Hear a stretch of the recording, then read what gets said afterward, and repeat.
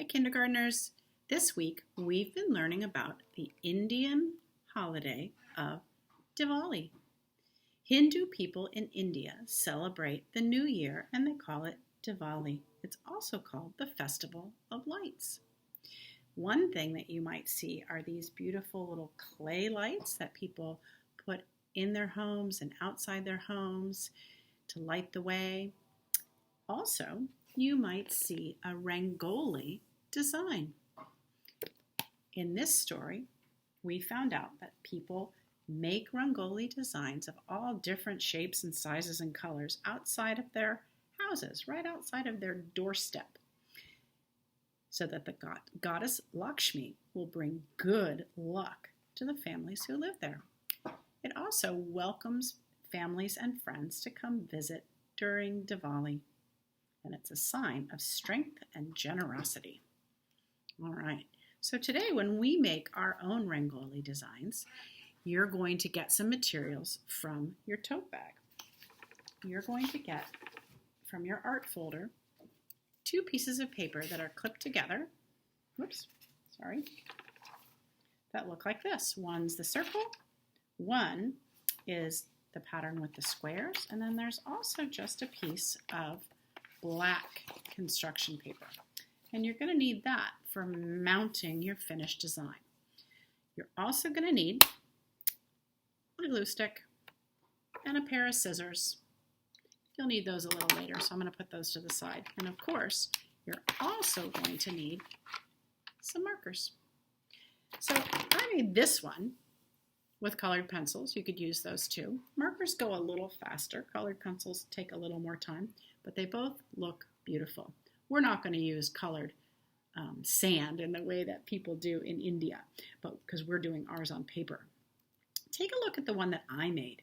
It kind of brings together this idea of Diwali and Rangoli and our study of pattern. So those 2 things go together. Do you look at my Rangoli and see some patterns? I think you do. Green, blue, green, blue. Does that remind you of our pattern circles? And I also see green, yellow, blue, green, yellow, blue. Do you see another pattern? Maybe in the middle? Orange, red, orange, red, orange, red. Yeah. You don't have to do your colors or your patterns exactly like mine. You also don't have to do a pattern at all if you don't want to. If you want to make all of these circles different, that's up to you. But I decided I would play with pattern a little bit at the same time. Okay, so here's how you're going to do this. First thing you want to do is look at both pieces of paper that you have. Oops. And you want to say, do I want to do the circle or do I want to do the square? See how this one has a lot of circles in it? That's the one that I chose first. Or you could do the one that has squares. They look kind of like diamonds. If you turn it this way, this is more of a square. It's still a square, but sometimes people might call that a diamond when you turn it on its angle. It's still a square. And notice how there's squares inside of squares inside of squares, concentric squares. There's even a big square there, and then a lot of triangles peeking out the edge, a lot of angles that come out this way. So I think I'm going to do this one today, and I'm going to use marker since I did the other one with colored pencil. So I think I like the idea of doing the center in yellow.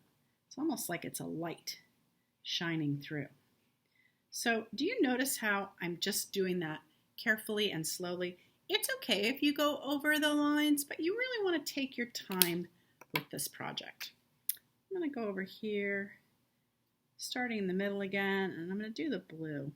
Do you notice how I'm making nice long strokes with my markers?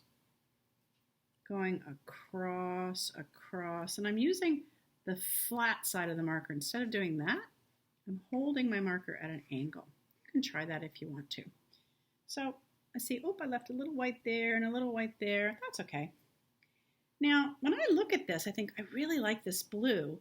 If I put it there, it's going to make a bigger blue square, and I could do that, but I don't think I want to. I think I want to jump up here and use the blue again. So my blue color is going to repeat in another place,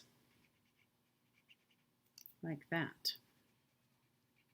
And then I might go back to the beginning. Maybe I'll put green there. So again, I'm going to start in the corner and I'm going to follow that black line with a nice big broad line, holding my marker at an angle. See how I'm taking my time?